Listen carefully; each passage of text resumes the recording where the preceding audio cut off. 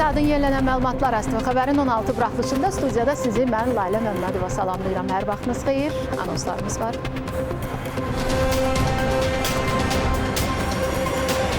Tiranada Avropa Siyasi Birliği 6-cı zirvə toplantısı keçirilir. Prezident İlham Əliyev tədbirdə iştirak edir.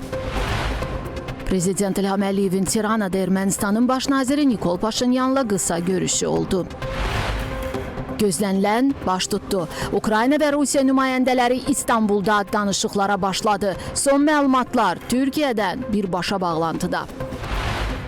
Ermənistanın işğalçılıq siyasətini təsdiqləyən beynəlxalq sənədlər, hesabatlar təqdim olundu. 15 nəfərin məhkəməsində hansı faktlar üzə çıxdı? Prezident İlham Əliyevin bugün Tiranada Avropa İttifaqı Şurasının prezidenti Antonio Costa və Avropa Komissiyasının prezidenti Ursula von der Leyen ilə görüşü olub.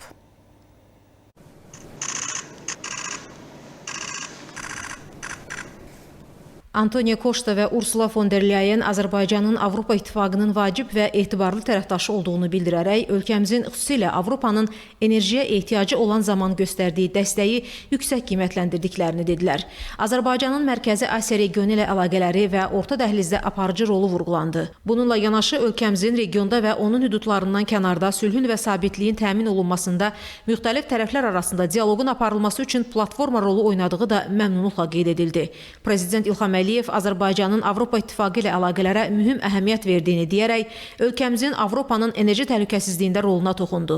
Dövlətimizin başçısı ölkəmizlə Avropa İttifaqı arasında enerji sahəsində əməkdaşlığın genişləndirilməsi üçün böyük perspektivlərin olduğunu dedi. Bugün Avropanın 10, o cümlədən Avropa İttifaqının 8 ölkəsinin enerji təminatında Azərbaycanın rolunu vurğuladı.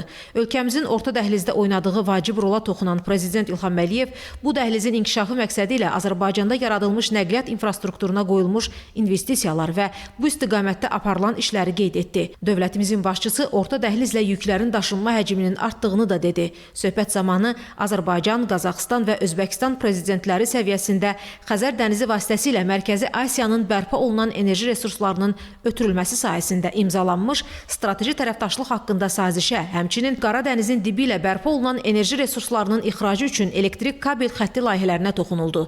Bu istiqamətlərdə Avropa İttifaqı ilə əməkdaşlıq üçün geniş imkanların olduğu qeyd edildi. Görüşdə Cənub Qaz Dəhlizi Məşvərət Şurası çərçivəsində aparılan müzakirələrə toxunuldu. Bu sahədə də Avropa İttifaqı ilə əməkdaşlıq üçün böyük perspektivlərin mövcud olduğu vurğulandı. Söhbət zamanı qarşılıqlı maraq doğuran digər məsələlər ətrafında da fikir mübadiləsi aparıldı.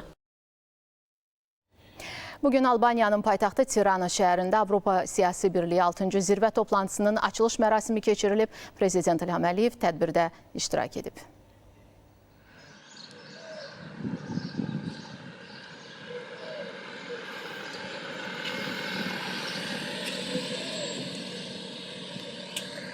Albaniya Respublikasının baş naziri Edi Rama Azərbaycan prezidenti İlham Əliyevi zirvə toplantısında iştirak edən digər dövlət və hökumət başçılarını qarşıladı.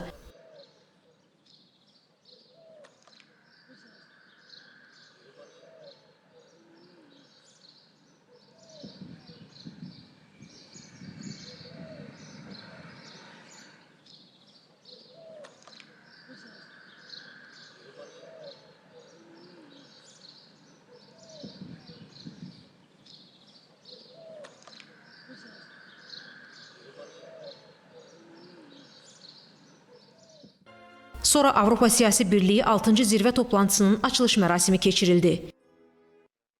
Toplantı iştirakçıları birgə foto çəkdirdilər.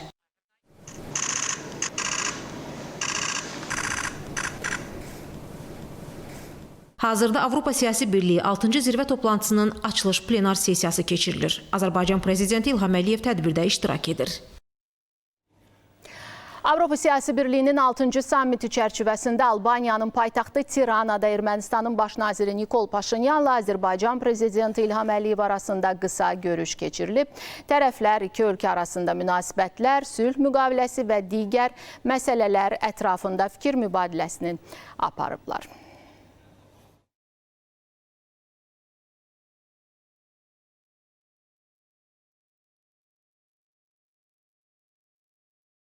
Bəli, xəbər verdiyimiz kimi Albaniyanın paytaxtı Tiranada Avropa Siyasi Birliyi 6-cı zirvə toplantısı keçirilir və mən hazırda rejissorumuzdan xahiş edəcəm ki, toplantıdan birbaşa olaraq görüntüləri monitorumuzda əks etdirsin. Bəli, Prezident İlham Əliyev tədbirdə iştirak edir və həmin tədbirdən görüntüləri siz canlı olaraq sizə təqdim edirik. Hazırda Britaniyanın baş naziri Keir Starmer çıxış edir. Bundan öncə Türkiyə Prezidenti Rəcəb Tayyip Erdoğan, eyni zamanda İtaliyanın baş naziri Giorgia Meloni çıxış etdilər.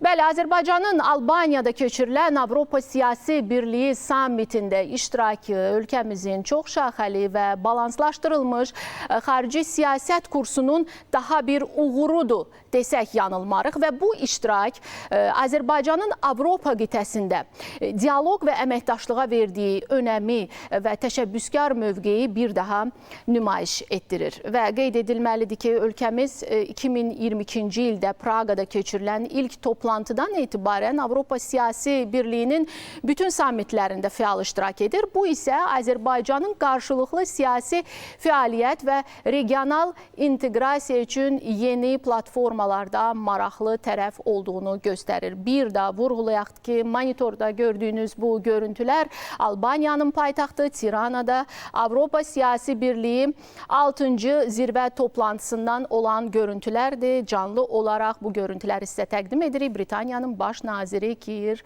Starmer hazırda toplantıda çıxış edir. Bəli, və məhz Praqada keçirilən Avropa Siyasi Birliyinin sammiti Prezident İlham Əliyevin uzaqgörən xarici siyasətinin bariz nümunəsi kimi tarixə düşdü və ölkəmizin suverenlik və ərazi bütövlüyü uğrunda diplomatik mübarizəsində dönüş nöqtəsi oldu. 2022-ci ilin oktyabrında keçirilən Praqa sammiti Avropa Siyasi Birliyi çərçivəsində ilk toplantı olmaqla yanaşı, ölkəmizin beynəlxalq mövqeyini gücləndirən mühüm bir hadisəyə çevrildi. Prezident İlham Əliyev bu sammitdə Ermənistan, Fransa və Avropa İttifaqının Azərbaycana qarşı formalaşdırmaq istədiyi diplomatik tələləri peşəkar şəkildə neytrallaşdırdı. Bəli, hazırda bir daha qeyd edim ki, siz Albaniyanın paytaxtı Tiranada Avropa Siyasi Birliyi 6-cı zirvə toplantısından görüntüləri birbaşa olaraq izləyirsiniz. Bəli, Prezident İlham Əliyev tədbirdə iştirak edir. Biz toplantıdan sizə canlı yayımları mütəmadi olaraq verilişimiz boyu təqdim edəcəyik. ASTV xəbər davam edir. Bəli, nəhayət gözlənilən baş tutdu. Bir sutkadan çoxdur davam edən gərgin vasitəçilik səylərindən sonra İstanbulda Rusiya-Ukrayna nümayəndə heyətləri bir masa ətrafında görüşə bildi. Danışıqlarda ilkin olaraq Türkiyə tərəfi də iştirak edir. Biz indi İstanbula bağlanırıq. Ətraflı məlumatları xüsusi müxbirimiz Yalçın Tahiroğlu'dan eşidəcək. Yalçın, buyurun, məlumatlar sizdə.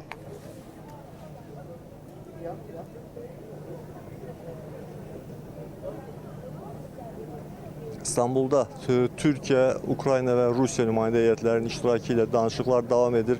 Təbii ki, bütün dünyadan böyük maraq var. Buradaki jurnalistlərin sayı da bunu nümayiş etdirir. Dünyanın aparıcı kütləvi informasiya vasitələrinin yüzlərlə nümayəndəsi buradadır. Eyni zamanda bilirik ki, bütün dünyada böyük maraqla izlənir, ancaq ən çox böyük maraqla izləndiyi yerlərdən biri Ukraynadır. Çünki Ukrayna münaqişənin birbaşa tərəflərindən biridir və yanımda hal-hazırda Ukraynada işləyən jurnalist Dəniz Berktay var. Ondan Ukraynada necə gözləyirlər bu görüşün nəticələrini onu öyrənməyə çalışacağız. Ukrayna'daki beklentileri sizden sormak istiyoruz. Şimdi şunu söyleyebiliriz. Ukrayna'nın beklentileri ve Ukrayna'nın talepleriyle Rusya'nın talepleri birbiriyle tamamen zıt durumda. Çünkü Rusya öncelikli olarak müzakerelerin başlamasını istiyor. Ukrayna ise her şeyden önce ateşin tamamen kesilmesini istiyor.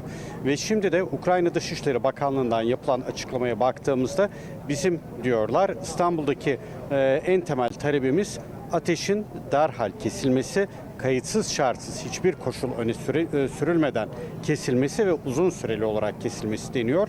Bunu Rusya'dan talep ettiklerini söylüyorlar. Fakat Rusya böyle bir şartı istemiyor. Çünkü Rusya Ruslar diyorlar ki siz önce bizim bazı şartlarımızı kabul edin ki biz ondan sonra ateşi keselim. Eğer biz öyle durduk yerde ateşi kesersek o zaman bu Ukrayna ordusunun toparlanmasına imkan verir diyor. Taraflar arasında dolayısıyla bu şekilde çok farklı şeyler var. Bu bir. İkincisi şimdi Rusya bazı konuları doğrudan doğruya Amerika ile görüşmek istiyor. Bu da tabii Rusya ile Ukrayna arasında anlaşmayı zorlaştıran bir diğer etken diyebiliriz. Şunu söyleyebiliriz. Şu anda son zamanlarda özellikle Amerika'da Trump'ın yönetime gelmesinden sonra Türkiye'nin arabuluculuk yapma imkanı, ihtimali daha da arttı. Zaten İstanbul'da bu görüşme bunu gösteriyor. Fakat ben bugünkü müzakerelerden mucize bir sonucun çıkacağını düşünmüyorum. Savaş bu yıl sona erebilir. Fakat hemen bugün yarın değil ama belki birkaç aylık bir süreç içinde diye düşünüyorum. Çok teşekkür ederim değerlendirmeniz için. Ukraynada yaşayan, işleyen Türkiye'li jurnalist Deniz Berktay efirimizin qonağıydı. Biz danışıqların sonucuyla bağlı məlumatlandırmağa çalışacağıq. Söz yenidən sizdədir. Təşəkkür edirəm sizə. Yalçın, İstanbul görüşünün gedişatı ilə bağlı son məlumatları elə İstanbuldan birbaşa bağlantıda xüsusi müxbirimiz Yalçın Tahiroğlu bizə çatdırırdı. İlk fürsətdə Rusiya prezidenti Vladimir Putinlə görüşəcəm. Bunu ABŞ prezidenti Donald Trump Birləşmiş Ərəb Əmirliklərində səfərdə olarkən jurnalistlərə deyib. Trump Putinin Türkiyəyə, Ukrayna ilə danışıqlara getməməsinə aydınlıq gətirib. Biz bunu edəcəyik. Düşünürəm ki, bunun vaxtıdır. Hamı dedi ki, Putin görüşə gedəcək, Zelenski də gedəcək. Mən də dedim ki, mən getməsəm, Putinin getməyəcəyinə zəmanət verirəm. O da getmədi və bunu başa düşürəm. Amma biz buna nail olacağıq. Bacaracağıq. Bunu bacarmalıyıq. Hər həftə orada orta hesabla 5000 gənc ölür. Putin sülhlə bağlı ciddi mövqe nümayiş etdirmir. Bunu isə Albaniyada Avropa Siyasi Birliyinin 6-cı zirvə toplantısında iştirak edən Böyük Britaniya və Şimali İrlandiya Birləşmiş Krallığının baş naziri Keir Starmer jurnalistlərə açıqlamasında deyib. Mayın 15-də İstanbulda şahid olduğumuz mənzərə sübut edir ki, Putinin sülhlə bağlı planı ciddi deyil. O prosesi gecikdirir. Müttəfiqlərimizlə həmrəyliyin mövcudluğu bizim üçün çox önəmlidir. Atəşkəs mütləq olmalıdır. Əgər olmasa biz birlikdə əlavə sanksiyalar üzərində işləyəcəyik. Bugün həmkarlarımızla birgə işləyəcəyik ki, həmrəyliyimiz tam olsun. Prezident Zelenski ilə də burada müzakirələr aparacağıq. Bu arada Rusiya-Ukrayna müharibəsində qarşılıqlı hava hücumları davam edir. Rusiya ordusunun hava zərbəsi nəticəsində Odessada 3 nəfər xəsarət alıb. Vilayətdə fərdi yaşayış binaları, avtomobil qarajı dağıdılıb, yanğınlar baş verib. Kiyevdə də dron qalıqları yanğınlara səbəb olub. Zərər çəkənlər barədə məlumat dəqiqləşdirilir. Hava hücumlarını dəf edərkən Ukrayna F-16 qırıcısını itirib. Təyyarənin pilotu xilas ola bilib. Ukrayna qüvvələri də qarşı tərəfə dronlarla hücum edib. Rusiya ordusunun Ukraynaya məxsus 65 puanı vurduğu bildirilir. Onlardan 43-ü Qaradəniz üzərində, 21-i Krım səmasında, biri isə Belqradda zərərsizləşdirilib. Krımda hücumun əsas hədəfi sursat ambarı olub, ərazidə partlayış səsləri eşidilib.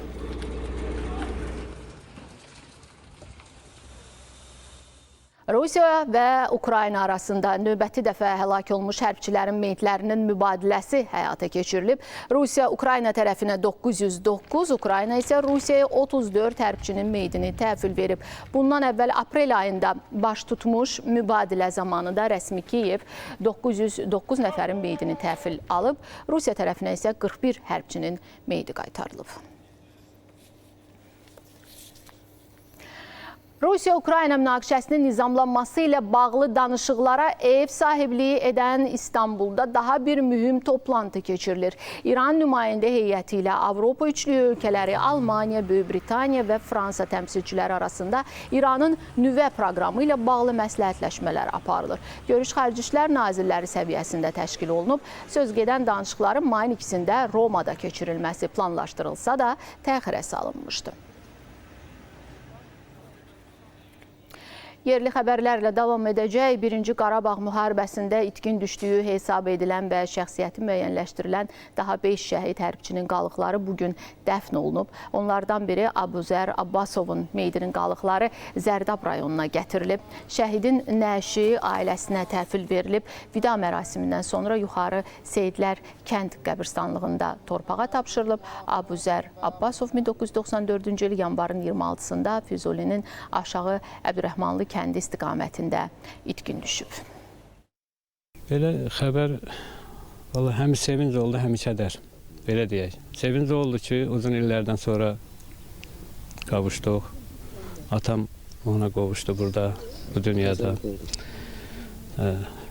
Kədərimiz də ki, şəhidimizin kədəridir də bu. Bütün xalqımızın, tək mənim deyil, bütün xalqımızın kədəridir.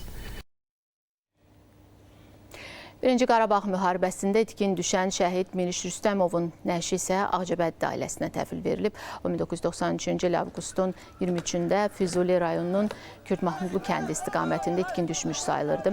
Vida mərasimindən sonra şəhidin nəşi Ağcabədi şəhər şəhidlər xiyabanında dəfn olunub. Axtarış çox olub. Qubadan belə, Qusardan bir hamısına getmişik, Gəncədən bir hamısını gedib. Nə qədər saldat yoldaşı hamısının qapısına getmişik. Heç hamısı eyni söz deyib. Qılçasından yaralandı, sağ qılçasından. Elə də qalıb orada. 32 ildir qardaş yolu gözləyirdik. 32 ildir həsrətlə. Harada şəhid olurdu, oraya gedirdim. Deyirdim, bəlkə mənim də qardaşımdan bir xəbər çıxar. Şükür bu günə. Çoxsaylı cinayətlərdə ittiham olunan Arayik Arutyunyan və digərlərinin məhkəməsi davam edir. Bugünkü iclasda Kəlbəcərin işğalı ilə bağlı faktlar araşdırılıb. Azərbaycanlıların öz torpağını məcburi tərk etməsindən, insanların itkin düşməsindən bəhs olunub. Ermənistanın Azərbaycana qarşı hərbi təcavüzü nəticəsində çoxsaylı cinayətlər törətməkdə təqsirləndirilən 15 nəfərin məhkəmə prosesinin növbəti baxış iclasında Ermənistanın təcavüzkar müharibəsini və işğalçılıq siyasətini təsdiqləyən və pisləyən, buna qarşı çıxan çoxsaylı beynəlxalq sənədlər, hesabatlar, o cümlədən BMT Təhlükəsizlik Şurasının Qarabağ münaqişəsinə dair qəbul etdiyi 4 məlum qətnaməsi, həmin vaxt dünya mediasında dərc olunan məqalələr təqdim olunub. Tədqiq edilən xarici təşkilatların hesabatları, xarici mediada yer almış məqalələr əsasən Kəlbəcərin işğalı zamanı Azərbaycanlıların öz torpağını necə zülmlə məcburi tərk etməsindən, insanların itkin düşməsindən, qardaş şaxtada donub ölməsindən, mülki insanları xilas etmək istəyən Azərbaycanın vertolyotlarının Ermənistan silahlı qüvvələri tərəfindən necə vurulmasından bəhs edilib. İclasda həmçinin Ermənistanın Azərbaycan ərazilərini işğal etməsi və Azərbaycanlıların hüquqlarını kobud şəkildə pozduğunu təsdiqləyən hesabat da təqdim edilib. Xarici təşkilatın hesabatında qeyd olunur ki, Ermənistan silahlı qüvvələrinin Azərbaycanın rayonlarına amansız hücumlar edib əraziləri ələ keçirməsi nəticəsində mülki Azərbaycanlılar evlərindən qovulub, öldürülüb, əsir və girov götürülüb. Əsirlikdən qaçmağa çalışan insanlara atəş açılıb və öldürülüb.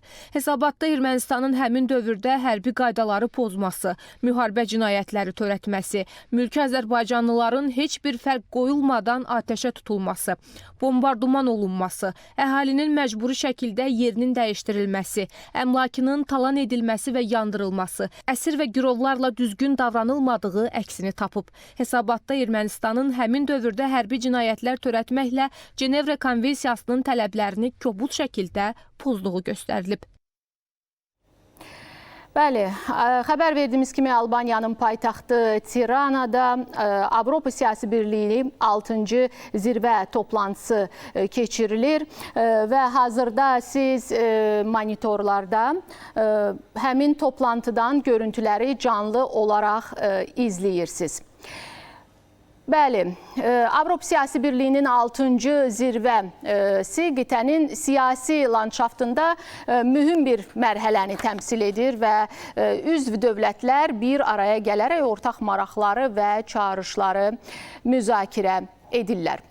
Albaniyanın bu yüksək səviyyəli toplantıya ev sahibliyi etməsi Qərbi Balkanların Avropa inteqrasiyası prosesindəki artan rolunu və əhəmiyyətini vurğulayır. Və zirvənin gündəminə nəzər salsaq, burada duran əsas məsələlər arasında regional təhlükəsizliyi, enerji təchizatı, iqlim dəyişikliyi və iqtisadi əməkdaşlıq kimi aktual mövzular yer alır. Bəli, Albaniyanın paytaxtı Tiranada Avropa Siyasi Birliyi 6-cı zirvə toplantısı davam edir və biz mütəmadi olaraq toplantının gedişatı ilə bağlı sizə məlumatları çatdırmaqda davam edirik və təbii ki, canlı olaraq toplantıdan sizə görüntüləri təqdim edirik. Və biz davam edirik. Bəli, biz hazırda elə Albaniyanın paytaxtı Tiranaya bağlanacağıq. Əməkdaşımız Vüsal Mətləb toplantının gedişatı ilə bağlı bizə son məlumatları çatdıracaq. Vüsal, salamlayıram sizi. Buyurun, eşidək.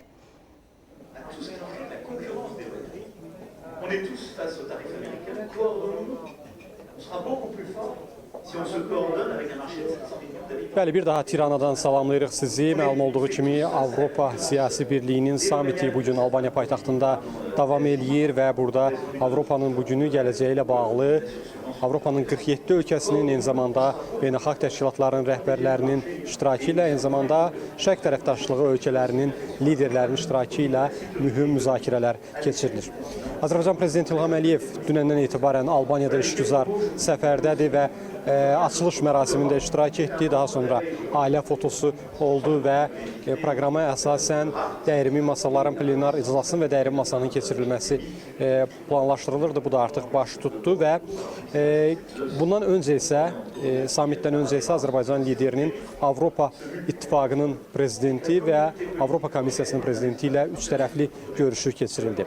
Həmin görüşdə Azərbaycanın Avropanın vacib və etibarlı tərəfdaş olması vurğulandı. Eyni zamanda Azərbaycanın müxtəlif platformalarda, müxtəlif qütblər arasında vasitəçi roluna xüsusi vurğu edildi. Sülh və təhlükəsizliyin, dialoqun dərinləşdirilməsi ilə bağlı. Azərbaycan prezidenti isə qeyd edib ki, Azərbaycan Avropanın enerji təhlükəsizliyində mühüm rol oynayır. Avropanın hazırda 10 ölkəsi, Avropa İttifaqının isə 8 ölkəsi Azərbaycan qazının alıcısıdır. Azərbaycanın rolu həm də nəqliyyat dəhlizləri ilə bağlıdır Avropa üçün. Çünki bugün şərqdən qərbə doğru uzanan ənənəvi nəqliyyat dəhlizləri o qədər də etibarlı sayılmır. Burada etibarlılıqla yanaşı yolun qısalığı, xərclərin təbii ki aşağı olması amilləri var və Azərbaycanın müasir infrastruktur qurması bu istiqamətdə Avropa üçün bu dəhlizi, yəni orta dəhlizi cəlb edici eləyir. Yəni Azərbaycan həm siyasi baxımından, həm modernləşdirmə baxımından özü infrastrukturunu, bütün bu amillər baxımından Avropa üçün maraqlı tərəfdaşdır və Azərbaycan liderinin də bu platformada iştirakı və onun fikirlərinə xüsusi önəm verilməsi təsadüfi deyil. Belə, bizim hələ ki bu saata Tiranadan təqdim edə biləcəklərimiz budur. Təşəkkür edirəm sizə, Vüsal. Bəli, bir daha xatırladaq ki, Albaniyanın Tirana şəhərində Avropa Siyasi Birliyinin 6-cı zirvə toplantısı davam edir. Prezident İlham Əliyev tədbirdə iştirak edir və toplantının gedişatı ilə bağlı son məlumatları əməkdaşımız Vüsal Mətləb bizə çatdırırdı. Mən isə sizinlə hələlik sağollaşıram. Hadisələrin inkişafı ASTV xəbərin növbəti buraxılışlarında özünüzü qoruyun. Görüşərik.